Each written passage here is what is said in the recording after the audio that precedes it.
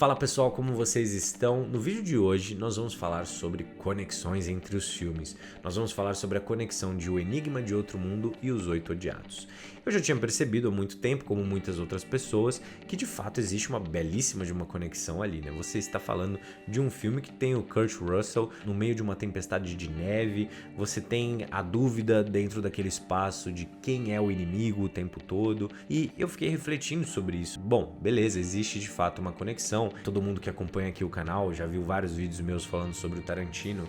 É uma característica do seu trabalho beber de muitas fontes diferentes e beber de fontes diferentes no cinema e fazer homenagens diretas, né? Ele não é o diretor que copia coisas, ele bebe de vários pontos diferentes, então ele faz uma espécie de mistura muito louca de coisas e cria os seus filmes dessa forma. Eu acho que é uma das coisas mais legais, né, por trás do trabalho do Tarantino. Mas eu fui assistir os dois filmes, um na sequência do outro. Eu gosto de fazer isso quando falam que tem uma conexão, porque você consegue sentir ali na hora mesmo, né? Eu já tinha, claro, visto os dois filmes, são belas obras. O Enigma de Outro Mundo é uma obra-prima absoluta, assim, do gênero do terror. E aí, eu parei para pensar em um ponto que eu acho que é o grande lance da conexão entre esses dois filmes, e eu vou falar desse lance aqui com vocês no vídeo de hoje. Quando a gente pensa na quantidade de coisas que fazem o Enigma de Outro Mundo ser tão legal, a gente precisa fazer um vídeo só para isso. E eu vou fazer em algum momento, tá, pessoal? Se vocês quiserem, só deixar aqui nos comentários. Mas quando a gente observa o Oito Odiados, nós temos diversas pequenas homenagens, diversas semelhanças, mas uma coisa que é importantíssima para a trama, que é a criação da dúvida. Quem é o inimigo?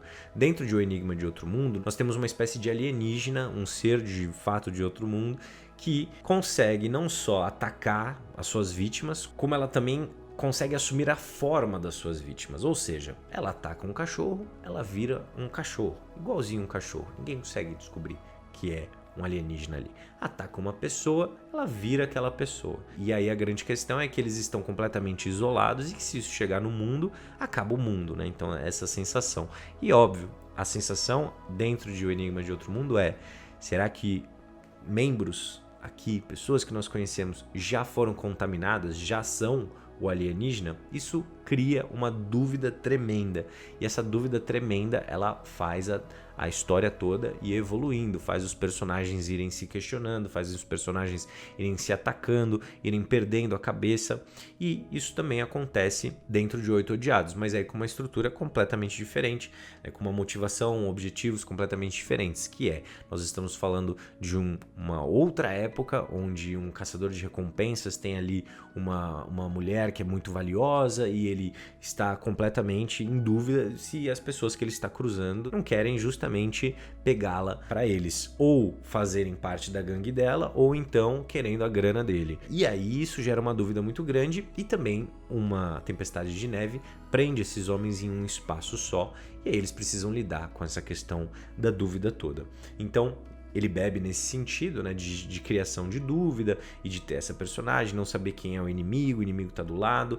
Isso gera uma coisa muito interessante. Mas o que o Tarantino faz ele não faz um filme só sobre isso. Ele não faz um filme que pega a base de O Enigma de Outro Mundo e fica replicando. Ele coloca em uma época específica, uma época pós-guerra civil. Ele cria personagens que são antagonistas um do outro, que um defendia um lado, o outro defendia o outro, agora eles estão presos naquele espaço. Ele coloca vários outros elementos, são caçadores de recompensa, tem a gangue, o que está acontecendo naquele espaço todo.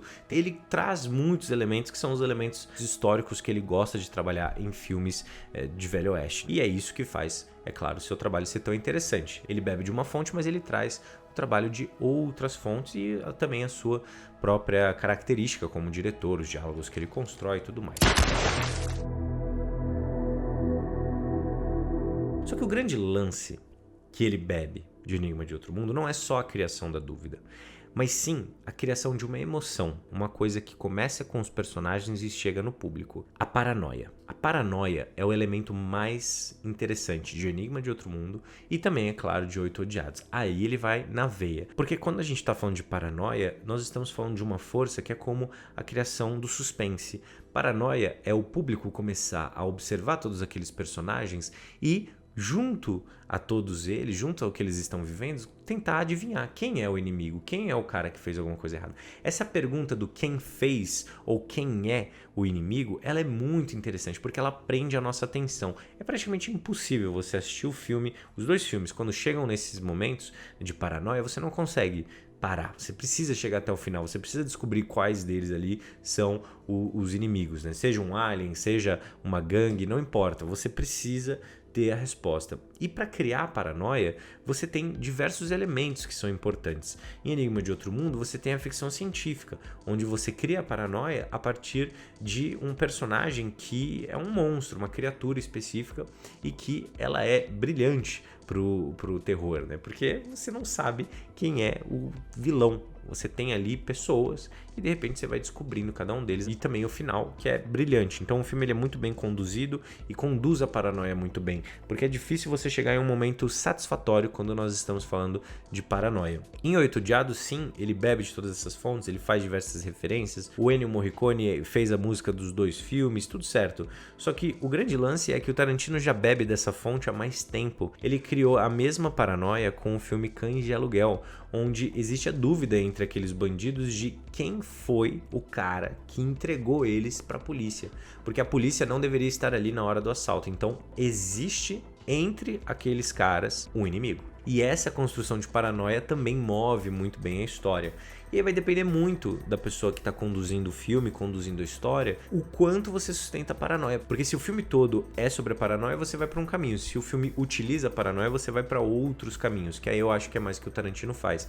Já o John Carpenter, ele abraça a paranoia muito bem e leva ela até o limite, onde os próprios personagens entendem o seu destino e é um destino natural que o público acompanha. E no fim fica a dúvida, o que faz esse filme ser um dos melhores do gênero do terror. Beleza, pessoal? Eu espero que vocês tenham gostado aqui do vídeo de hoje. Deixem nos comentários o que vocês estão achando dos conteúdos e a gente se encontra no próximo vídeo.